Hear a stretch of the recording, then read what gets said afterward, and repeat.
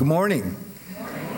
How is everybody with spring forward? It's nice to see some great faces. And thank you, Shanna. Not only is she our alto section leader, soloist, she's leading the music today.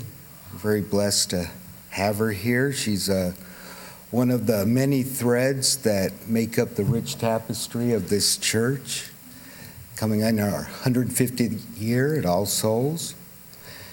So welcome, All Souls, Kansas City. Is there anybody visiting for the first time here today?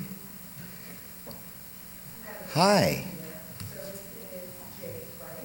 Jake, he's visiting us for the first time. Awesome. Trying out some new things, so we're happy to have him here. It's great to have him. Had a chance to have him. Good. Welcome, definitely. Well, if there are new members here or just visiting for the first time. Oh, hi. How are you?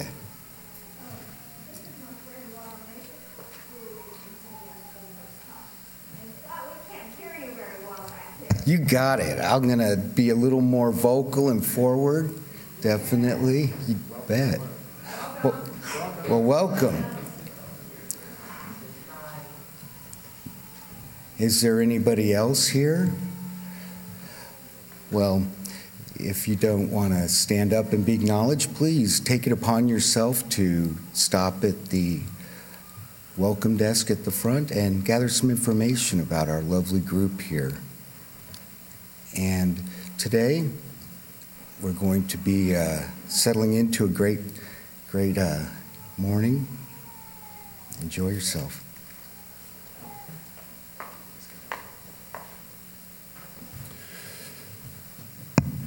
This past weekend, a cohort of 10 people from All Souls met with cohorts from our sister congregations in Kansas for a workshop called Beloved Conversations. This workshop was the beginning of an 8-week racial justice curriculum that focuses on exploring racial identities, building engaged relationships, and committing to the art of deep listening. We had 2 retreat leaders who flew in from Orlando and Seattle, respectively, to help us navigate some really challenging discussions, and we are so fortunate to have one of them with us today. Rhonda Brown is a lay leader at the UU congregation in Bellevue, Washington, and she has been working with the Beloved Conversations curriculum for the past 4 years. Since she is in town, she agreed to help collaborate on today's worship service, and she'll be offering us some of her reflections on today's topic of discomfort. Rhonda, we're glad that you're here with us today. Thank you.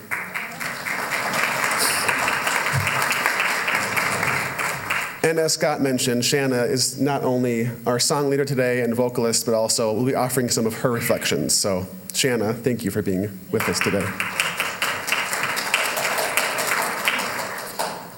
My hope is that you thank and honor Shanna and Rhonda with your attention, with a listening ear, and an open heart.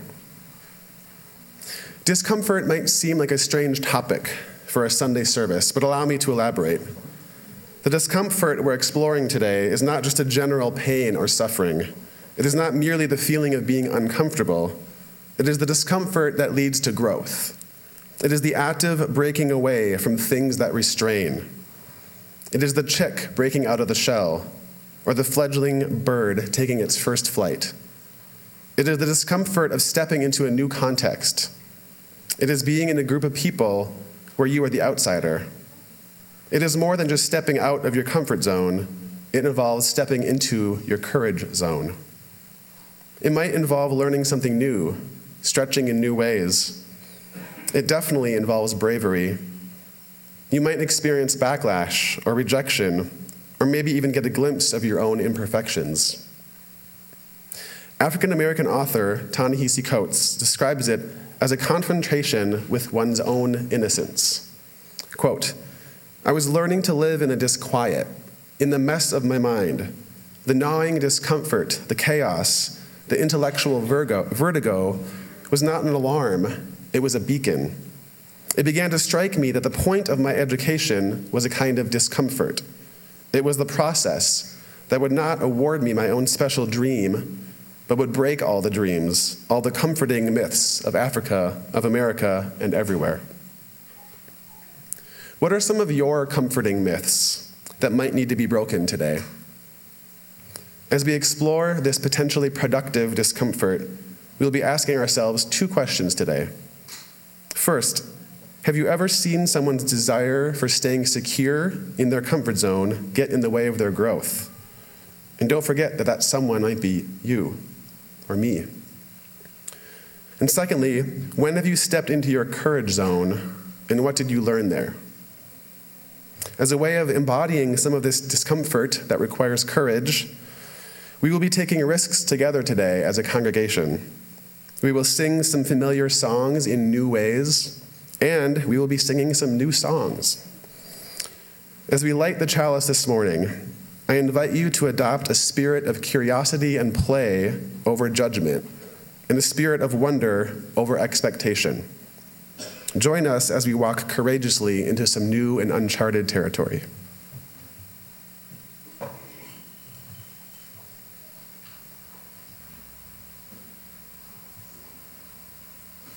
Hello, my name is Maya, and I light this chalice for the inherent worth and dignity of every person.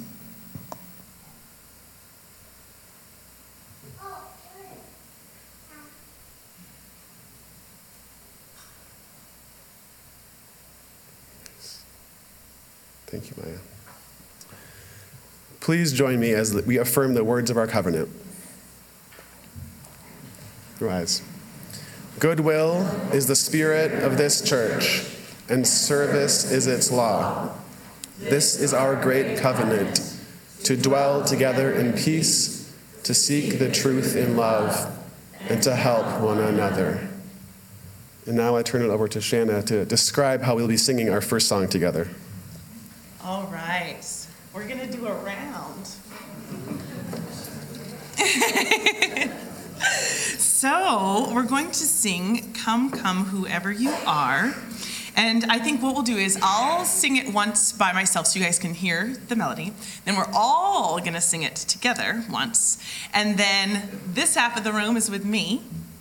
And this half of the room is with Jack. All right?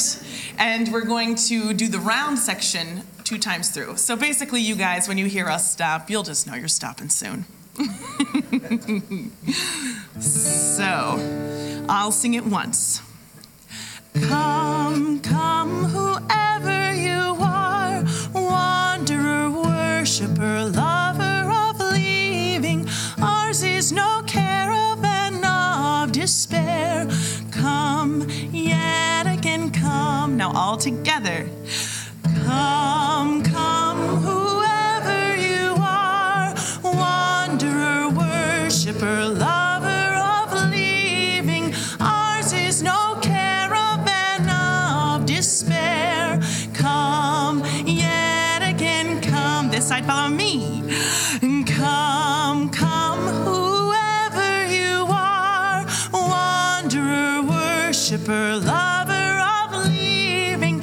Ours is no caravan of despair. Come, yet again come.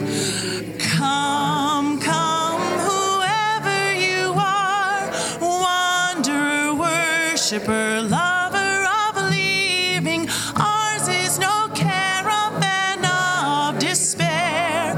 Come, yet again come. Come, come, whoever you are, wanderer, worshiper, lover of leaving. Ours is no caravan of despair.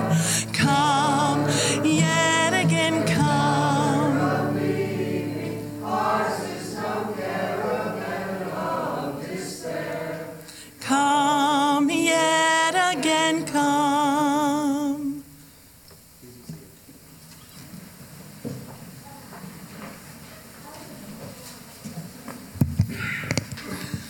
Good morning, everyone. Good morning.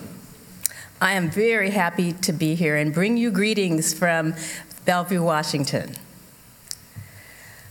I have a sitting room next to my bedroom that has this wonderful, oversized chair. It's green, and it's just really comfortable. It can actually fit 2 people in it. The room has a fireplace in it that keeps it really cozy and warm. This is the place that I go to when I need to be comfortable. I've been known to spend hours in that chair, listening to a book, watching a movie, sleeping when I needed to take a nap. It's really a great place to recover from a cold, get some extra shut-eye, and it really makes me feel safe and secure. There have been times in my life when I've needed that chair because it gives me the opportunity to step back and regroup. There are other times when I've needed to get out of that chair, move forward, take risks, and be vulnerable. The chair and my desire for comfort can sometimes get in the way of my desire to grow. I have an example of that. When I was 18, a good friend of mine asked me to take skiing lessons with her. I lived near this great skiing area, and most of my friends skied, so I really wanted to do that. I was really excited about the possibility to learn something new, and I was ready to sign up. All I had to do was show up and get on the bus to go to the ski area. Somehow, some way, I let my fear get in the way. I allowed the allure of that comfortable chair to tempt me, and I came up with every excuse I could think of. Who was I to think that I could ski? I would be a horrible student, and I couldn't be taught. And the big one for me was, who was I as an African American woman to think that I would be accepted and welcomed at a mostly white ski resort? All of these messages kept me in that comfortable chair, and I made just some excuse to my friend. What's really interesting about that memory is that it's something that I've never forgotten. I can vividly remember the invitation from my friend, and I really wish I would have accepted it. I wish I would have taken the risk. I missed it because I was afraid to be vulnerable. I know now that I could have stepped out on a limb, taken a risk, and learned something new.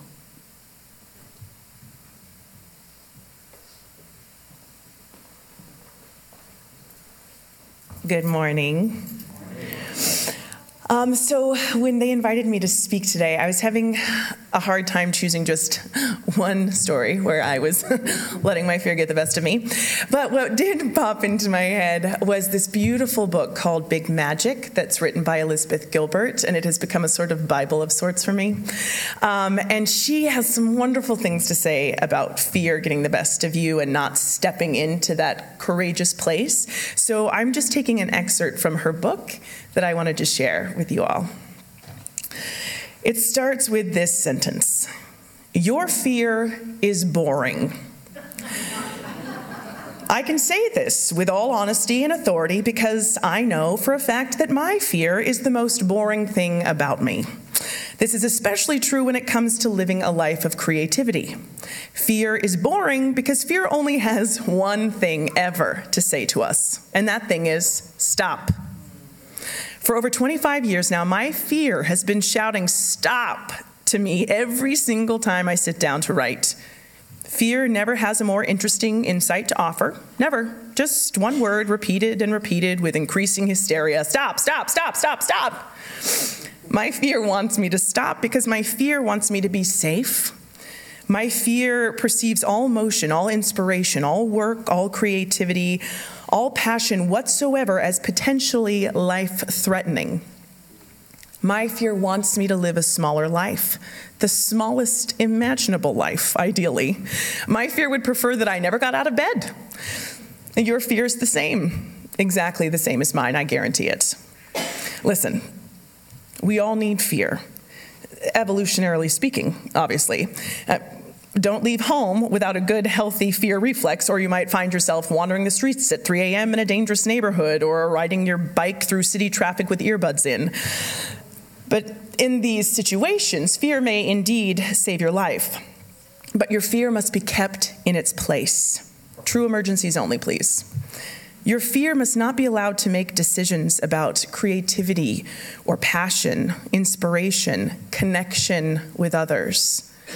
Your fear doesn't understand these things, and so it makes the most boring possible decisions about them. Your fear mistakes creativity and inspiration and connection for a saber-toothed tiger or a wolf pack, but they aren't. Creativity and vulnerability and inspiration are the vehicles that will transport you to the person you most need to become. Sit down and have a quiet conversation with your fear. Tell it that you will listen respectfully. Say, when your fear warns you to not go swimming in 15-foot waves when you aren't a particularly strong swimmer. But you will not listen to your fear anymore when a small, hopeful voice inside you says, I want to make something. So that was the excerpt from there. Some of you might know I just got back from a long trip in India where I was studying yoga, and one of my most favorite experiences was chanting. So in the spirit of doing something a little odd, but in the spirit of connection and being brave and standing together, I would love for us to do a simple chant of Om. But what we're going to do is we're all going to stand up and make a giant circle around the room. So if you would please, if you are able, we'll just make a giant circle around the chairs, around the room. Lovely. In the Vedic tradition, the first vibration, the first sound, the source of all creation is Om. The entire universe vibrates with the frequency and energy of Om. When we chant Om, we are not only tapping into the connection, the oneness of the universe, we are tapping into the deepest, truest parts of ourselves. It is where we find peace and purpose and the calm to move through all of life's storms. So now let us stand together as a community and as individuals, beautifully manifesting the universal soul as we chant Om. So in this circle, we're going to take a big breath, and we're going to be using the waterfall method. So we'll all chant Om together, but then, since we all have different lung capacities, you will each continue to chant Om with your own breath. So don't worry about matching your neighbor. This is true of life, right? We just bring our own special energy, and combined, it makes a gorgeous vibration. So we're going to do it once all together, and then you will do it 10 more times on your own. And once you've done, we'll just come to stillness. All right? So I'm going to come join.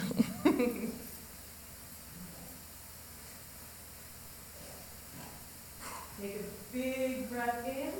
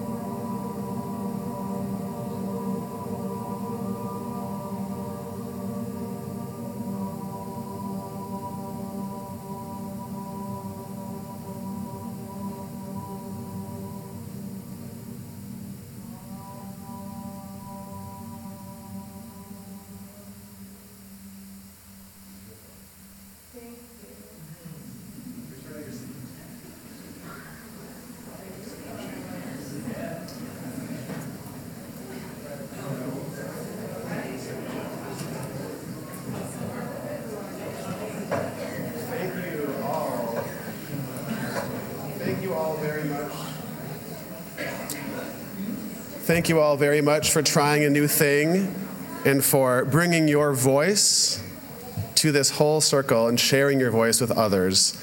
Can I have all the children come forward, please, for this story?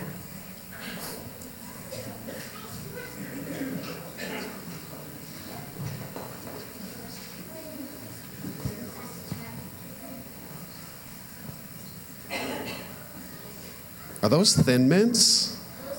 You brought Thin Mints to story time?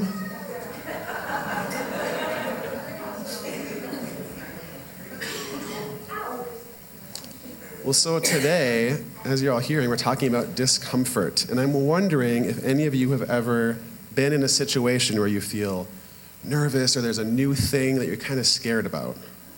Yeah? I'm seeing some nods. What are some of those things for some of you? Yeah? Waking up knowing that my paper is due the next day. Waking up with homework undone. I hear that. Any other people want to share? Yeah? I know this is a horrible thing to do, but sometimes when I'm just browsing through YouTube late at night, I see a conspiracy video. Click it, can barely get to sleep the rest of the night. Watching videos that scare you sometimes, yeah? Maybe it's being a student in a new class. Yeah? Is that one for you? Maybe, yeah? Realizing that your birthday is the day before school and your paper is due the day before. So your birthday being ruined because of homework. That sounds awful. Well, what are some of the tools that we have used in those times?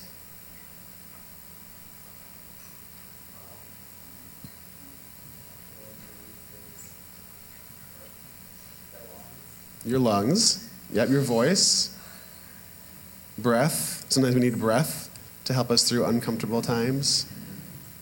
Yeah? Your pets, how does that help?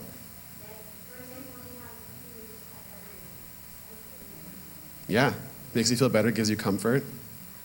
Maybe getting started on that paper that is due tomorrow. Maybe getting started on your homework, yeah. Maybe using the mind to do some writing or do some math problems.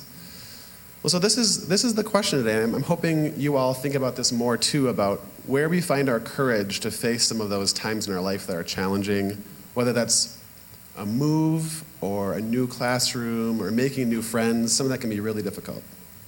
And it reminds me of a story that once upon a time there was a ruler who had 2 peregrine falcons. I don't remember the ruler's name though. Do you have any ideas or suggestions what that ruler's name should be? Timmy the ruler. Any other suggestions? Merp? Merp, that's a new name. Here's a better idea. Bob. Bob the Ruly Boy. Bob the Ruly Boy. Okay, so Bob the Ruly Boy had 2 peregrine falcons, and for some reason, one of them just took off, soaring through the air without any reservation, and the other couldn't fly. For some reason, it just sat on the branch, and Bob the Ruly Boy could not figure out why the falcon wasn't flying. That's what falcons were supposed to do, right? So he called a bunch of advisors. He called his mathematician. He called his botanist. He called his biologist, zoologist. I mean, so many experts. And no one could figure out what was happening. But then he thought, well, I wonder, I have this friend who's a farmer. And he knows a lot about animals. Maybe he'll help. So he brings the farmer in, and the next day, the falcon was flying. And Bob the Ruly Boy thought, how in the world did the farmer get this falcon to fly? So he called him in to ask him. And the farmer kind of sheepishly said, well, it wasn't that hard. I just cut the branch. I mean, the falcon was on the branch, and the farmer cut it, so he had to fly. See, sometimes our comfort, the thing we're resting on, right, needs to just get out of the way. And sometimes we have to take that step beyond the comfort zone. And when the comfort was gone, the falcon always could fly. It just hadn't tried. So I hope that whenever you're in these moments of discomfort, you find courage and support where you need it, and you just take some risks and you take some bold steps, knowing that we here support you. So, thank you for being up here today, and let's sing the children out to their classes.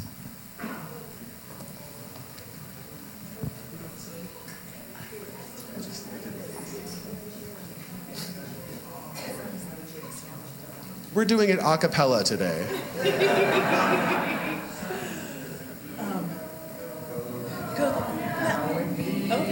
May love guide all your ways. Beauty be the blessings of your nights and days. Truth on your lips and kindness in your deeds. Faith to follow where the human spirit leads. That was beautiful, you guys. Good job.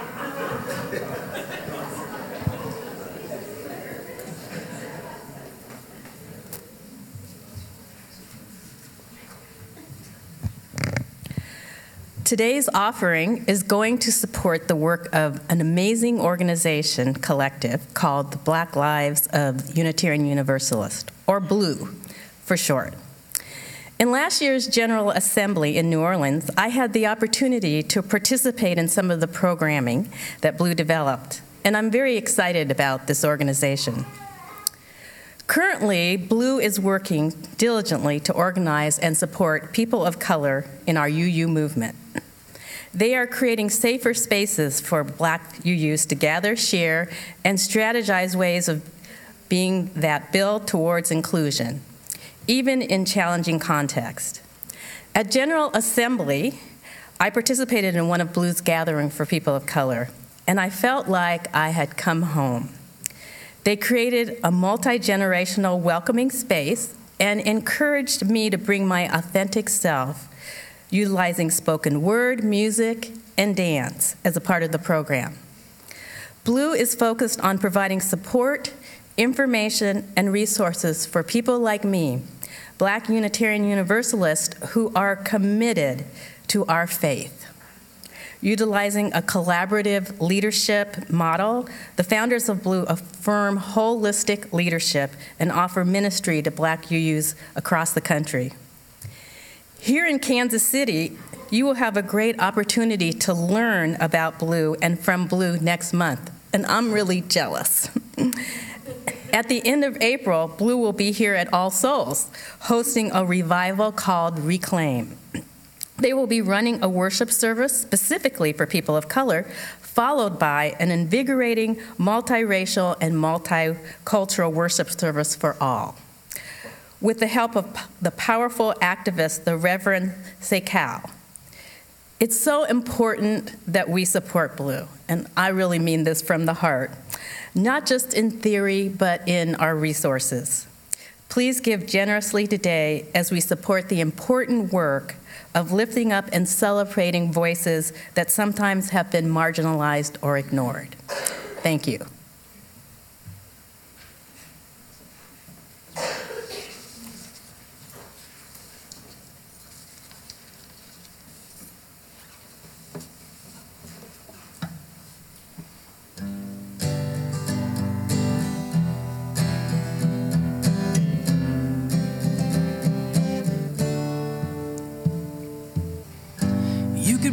You could turn a phrase into a weapon or a drug.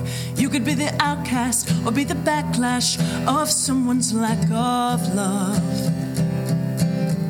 Or you could start speaking up. Nothing's gonna hurt you the way the words do when they settle neath your skin. Keep it on the inside, no sunlight, sometimes a shadow wins. But I wonder what would happen if you say what you want to say and let the words fall out. Honestly, I want to see you be brave with what you want to say and let the words fall out. Honestly, I want to see you be brave. I want to see you.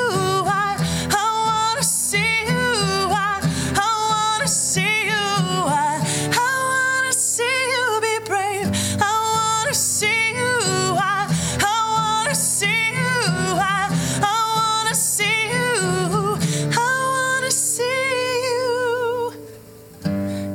Everybody's been there, everybody's been stared down by the enemy, fallen for the fear and done some disappearing, bound down to the mighty. Don't run, stop holding your tongue. Maybe there's a way out of the cage where you live. Maybe one of these days you will let the light in. Show me how big your brave is. Say what you want to say. Let the words fall out. Honestly, I want to see you be brave with what you want to say. And let the words fall out. Honestly, I want to see you be brave. I want to see you. I want to see you.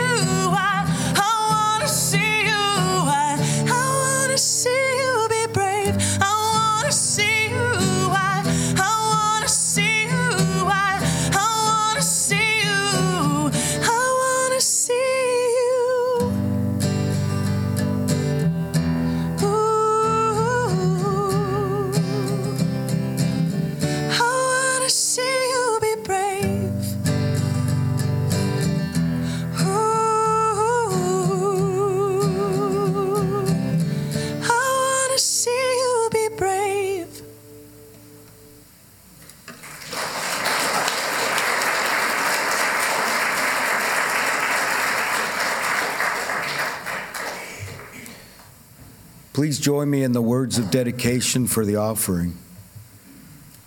We dedicate our offerings and our actions to religion and congregation, to build a respectful, caring community, to inspire personal and spiritual growth, and to create a just and compassionate society.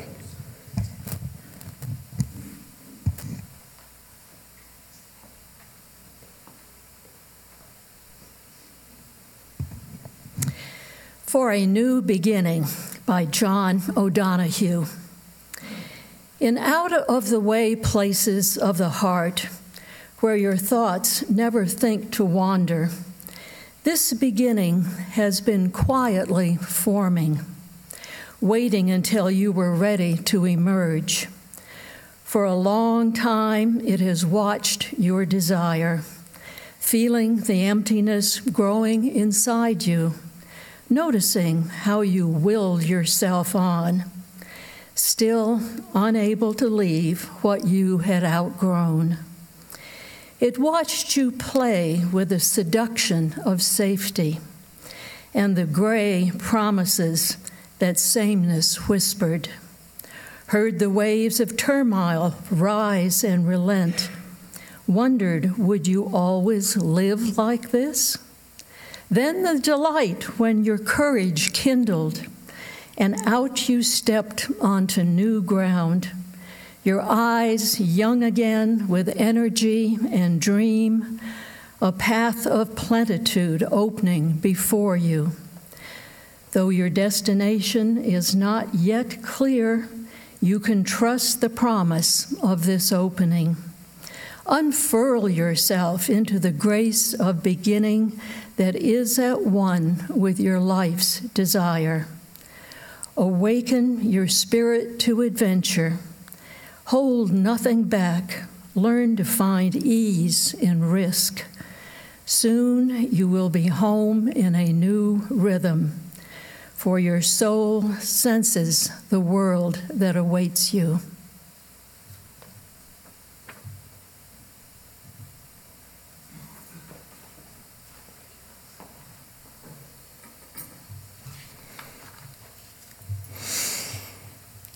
Okay, now I'm going to get personal. My very first memory of performing was when I was 5 years old. My mother had volunteered me to sing a solo in front of the entire congregation of our Mormon church. She was a little bit of a stage mom. I remember her coaching me for weeks by the piano, and to this day, I remember every word of that song. The Sunday of my big performance finally came. I stood at the podium on a giant step stool. The music started. The moment for me to start singing came and went. I was frozen as I looked over the congregation of expectant faces, and then I just sobbed. My mom ran to the podium and put her arm around me, and she sang the song while I cried. And thus began my long battle with stage fright. My mother continued to push me out into the spotlight. Sometimes I would deliver, and sometimes I would stand there and cry. It was always a gamble. When I was 9, she made me audition for a community production of Oliver. True to form, I got up at the audition, the music started, I stood there, and I cried. Fortunately, they needed children in the cast, so I got the gig. But then something truly incredible happened. As we started to rehearse the show, I stopped feeling scared. In rehearsals, everyone worked together. Everyone sang together. They made mistakes together. I wasn't alone on a stage. And not only that, it wasn't me. I was a little pickpocket boy who ran around with the toughest gang in London. There was total freedom in that. As I lost myself in the character, I also lost my stage fright. Years went by, I kept auditioning, and theater became my ultimate and truest love, my passion, and most of all, my safe place. I went to college, I got a performance degree, and then I spent the next 8 years working as a professional actor. Then something changed. One day, something just snapped. In 2014, I was cast in a production of Santaland Diaries at Kansas City Repertory Theater. And as we began performing in front of audiences, I started to feel a horrible panic. I would get nauseous, I would break out in cold sweats, I would get tunnel vision, all the classic symptoms of an anxiety attack. As it got worse, the feeling began to follow me throughout the day. I would wake up in the morning and immediately feel the stage fright for the evening's performance. I didn't understand what was happening. Theater had always been my safe space, my job, my life's work, what I thought was my calling. The stage fright from my youth was back, and it was worse than I had ever experienced. I didn't know what to do. I was afraid to tell anyone at work, because who wants to hire an actor who's constantly afraid to stand on a stage? Seemed like a bad idea. It finally reached a point where I was considering quitting the business and finding a new job, because I couldn't handle it anymore, and it would follow me from production to production for a few years.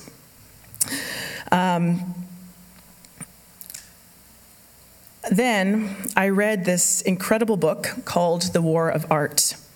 It's written by a man who has battled his whole life as a writer with anxiety and depression. In the book, he talks about resistance.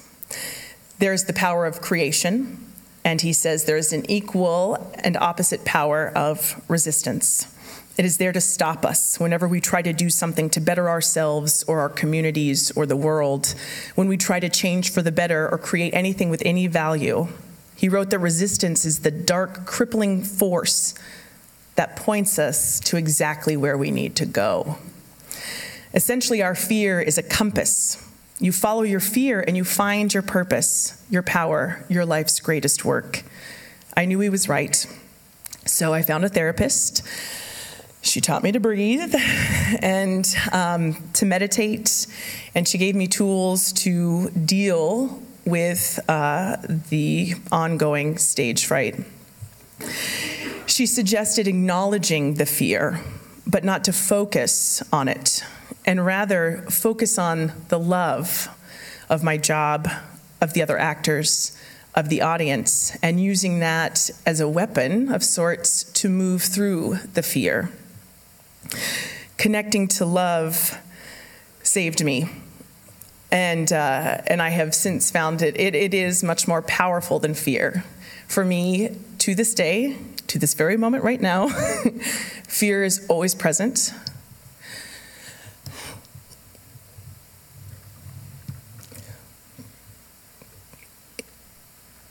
When I am performing, but I just had to make the conscious decision that I would not let it stop me from doing something that brings love and allows me to be better and to grow and to essentially soar to new heights and to fly. So standing in my courage place is truly the most important thing for me to do every day, and I feel very grateful for every opportunity that I get to face my fear and to connect with people like you. And yeah, that's it. Thank you.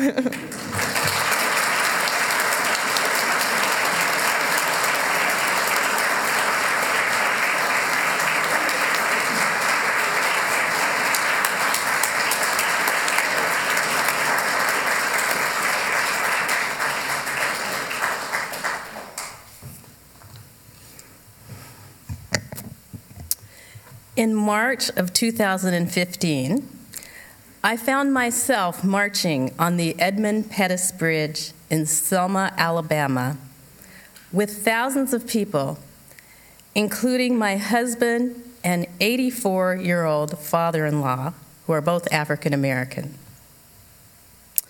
It was just an amazing and surreal experience. And as I was walking, I reflected on how in the world did I get from Seattle, Washington to Selma, Alabama. It all started with a decision to take a risk, and it has to do with Unitarian Universalism, of all things. After spending 2 years caring for my brother-in-law who passed away from kidney cancer, I was spent. I didn't have any energy. And I realized that I needed to find a spiritual home. I needed a place to help me as I was going through my grief and helping my sister, who I just love dearly. I also was really searching for a place that was in alignment with my beliefs in the worth and dignity of everyone without a bunch of crippling dogma. I really needed that. So a good friend of mine were talking one day, and we agreed, let's go to the Unitarian Church and see what they had to offer. That may seem like, oh, what an easy thing to do. But I had been to a UU church before, and I just didn't know if it was the place for me and if I was going to feel welcomed. So I decided to take a leap of faith, get out of that comfortable green chair, step into my courage zone, and start attending services. And the other thing that I did is I brought some allies with me. I didn't do it by myself. I brought my husband and my friend and eventually my sister, which made it easier for me. As your church is doing now, our church decided we needed to do the Beloved Conversations workshop. And I was asked if I wanted to attend, so I said, oh, sure, I'll attend. And then the next thing you know, a few weeks later, I'm asked, do you want to facilitate the workshop? And I was like, oh, sure. No big deal. So once I started to work with UUs on areas of racial justice, I just got hooked.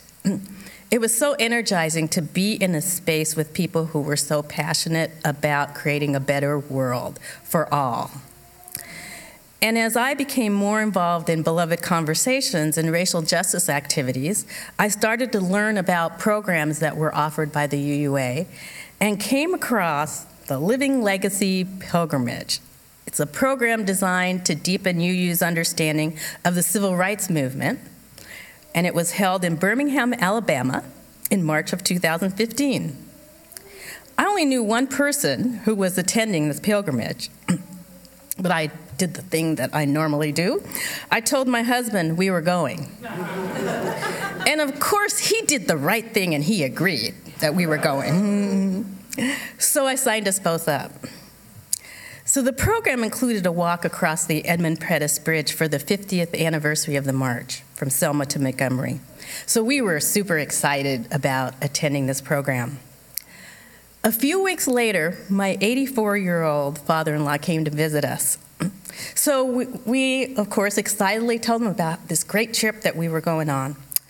And I was so amazed when, in a very quiet and very firm voice, he says to us, "Can I go with you?" And I honestly thought he was kidding. I just thought he thought this was going to be a wonderful trip and he wished us well, but he was serious. You see, he was born in Mississippi in the 1930s, and he spent his youth in the South, growing up in the South. He left later to join the military, but he spent his early years there. And he really wanted to see the area of his birth in a different way. He wanted to walk where so many others had sacrificed their bodies to fight for justice.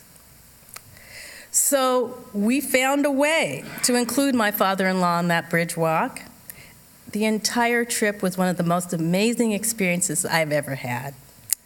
So my husband had to drive 3 hours to go and pick my father-in-law up so that he could come with us on the flight to Birmingham.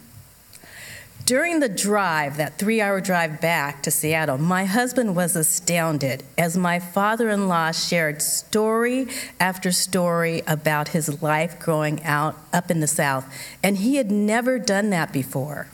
He talked the entire 3 hours. My husband listened with love and care and patience. Some of those stories were painful, some of them were joyful. Once we arrived in Selma, got off the bus to start walking on the bridge, I was worried because my father-in-law had some issues with his knees, he needed a cane, and this was a 3-mile walk that we were going on. So I was hoping that he was going to be able to make it. He told me, "Oh, I'll be fine." And he was right, he was fine. Once we started walking across that bridge, my father-in-law was like a young man. He took off. I had to actually run after him to get him to slow down because we were trying to meet up with some other people, and I'm just like jogging after him. He just was so full of energy walking across that bridge. My heart was so full as I watched my husband and his father join together and walk across that bridge. All three of us, my husband, my father-in-law, and I, got out of our comfortable chairs and shared an unbelievable journey together.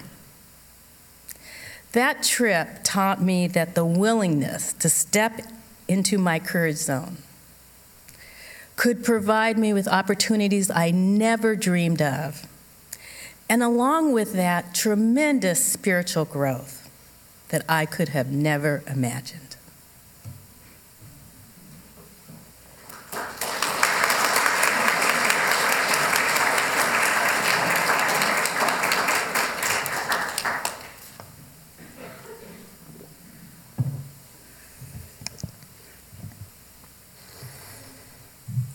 It was 2015, and I had participated in numerous marches to protest the killing of unarmed people of color. The circumstances changed, but the violence and injustice remained the same. Eric Garner, Michael Brown, Tamir Rice, Sandra Bland, all of them impacted me. They enraged me. They jolted me out of complacency and inspired me to leave my comfort zone. But they also felt like a sort of abstraction. These deaths were happening, but they were happening somewhere else. and I kept attending marches and vigils and rallies, but they were beginning to feel fruitless and ineffectual. What good were these marches? Were they even making a difference? I attended a few discussions about racial justice activism at my home congregation in Minneapolis, but I was beginning to feel like we would never move past talk. What could we do?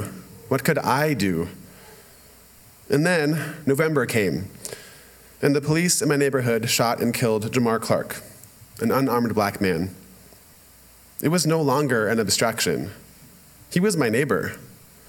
The shooting took place 2 miles from my house. And now I was asked to step into my courage zone.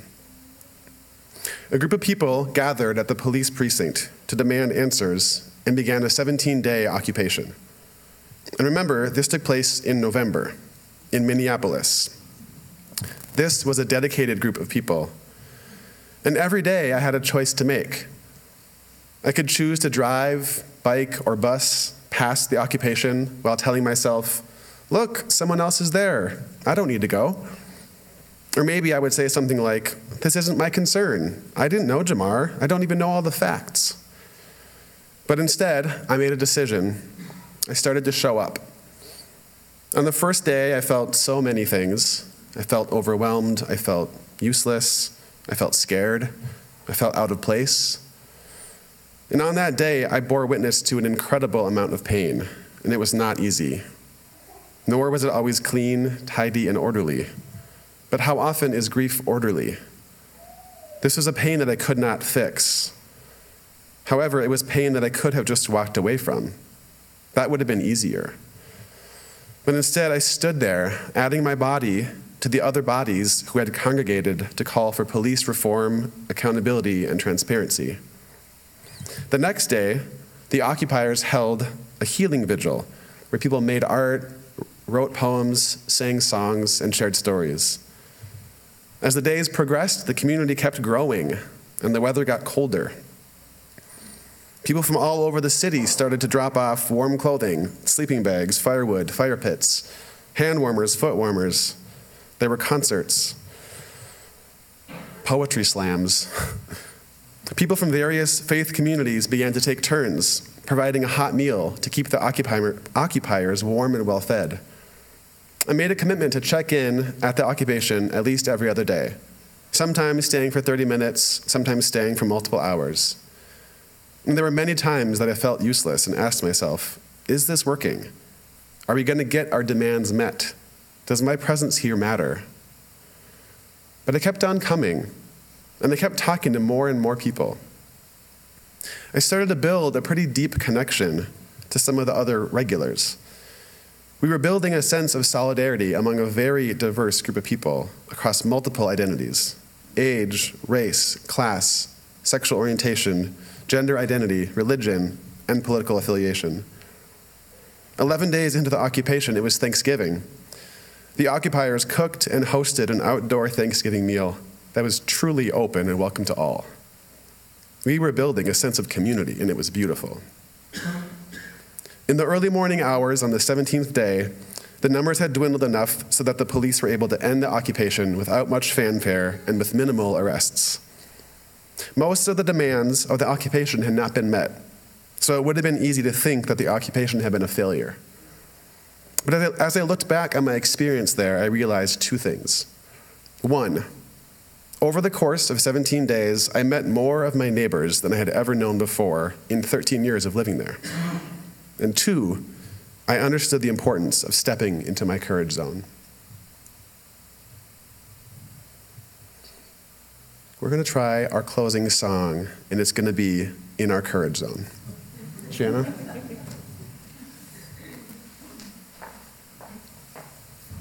You're so beautiful at chanting. We're going to do it again. So this chant is just a little bit longer. Just to kind of explain it, it's Om Gam Ganapatye Namaha. This mantra, its translation basically is to release obstacles. It is a call or a devotion to Ganesh, one of the most popular deities. He is the remover of obstacles, and by using this mantra in your meditation, it's helping you to let go of what might be blocking your path. But there's also something extra tricky about him. Sometimes Ganesh puts the obstacle there for us to maneuver around, to send us into a direction we never would have chosen on our own, something that might not have occurred to us as we move along in a comfortable fashion. So this is not only honoring the obstacles, but asking for them to move. So we'll do it 3 times, and we'll break it down so you guys can just repeat after me. And I invite you to just close your eyes, and that way you can really listen to the vibrations. So take a big inhale, and it will be call and response, so I'll say it, and then you say it. Om Gom Gana Patye Nama Om Gom Ganapatye Nama Om Gom Ganapatye Nama. Thank you.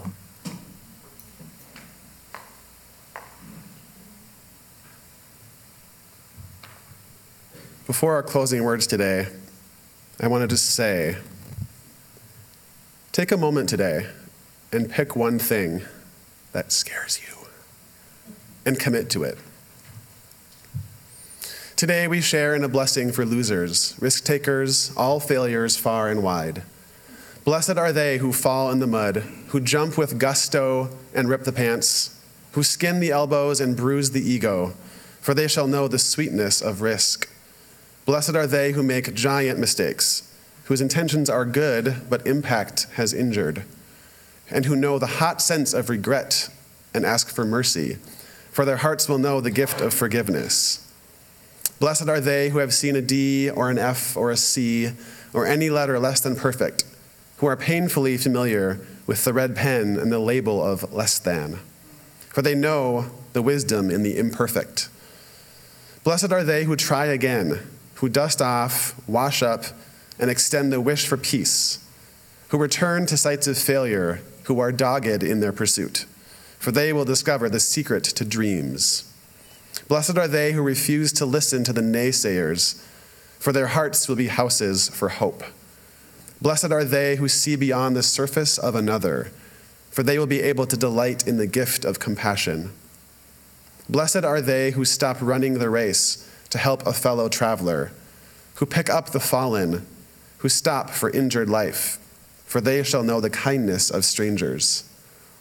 Blessed are they who wildly, boldly abandon winning, for they shall know the path of justice. Please rise for our closing song.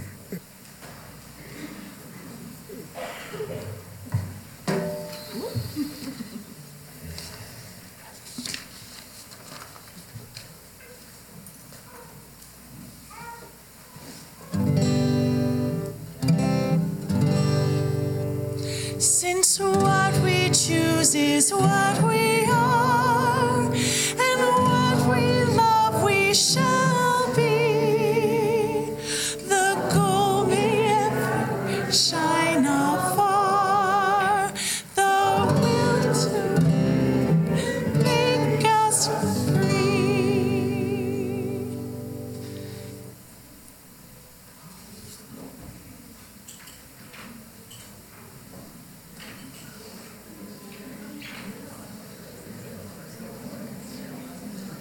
Thanks, you guys did a beautiful job today.